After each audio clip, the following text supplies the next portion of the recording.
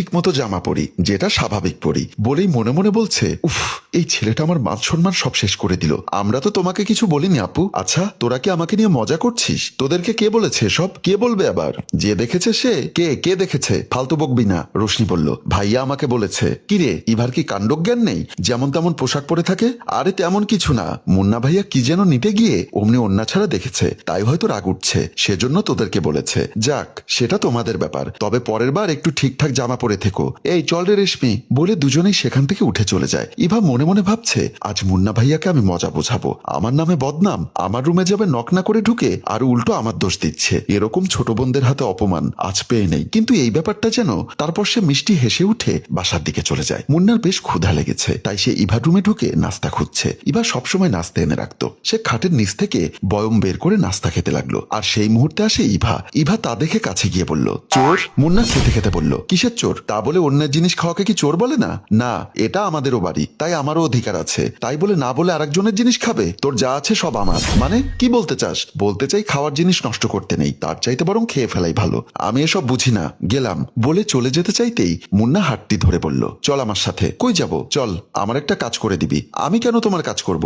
কারণ আমি চাই তাই। যদি না যাই, তাহলে আমি গিয়ে সেদিনের পরিস্থিতিটা মার বাবাকে গিয়ে বলে আসি যে তোমাদের মেয়ে রুমে কি কি করে। আমি করব, তবে রেশমি আর রোশনিকে কেন বলেছো এসব? তুমি কি চাও আমি ছোট বোনদের হাতে অপমান হই? তা তো সাবধান হওয়ার জন্য বলেছি। চল আমার সাথে, কিছু ময়লা কাপড় চোপড় আছে, ধুয়ে দিবি। না, আমি পারবো না। চুপ, চল বলেই টেনে নিয়ে যায়। ইভা কাপড় শুকাতে দিয়ে সিঁড়ি দিয়ে নিচে নামার সময় রোশনি এসে বলল, আপু, একটা সারপ্রাইজ আছে।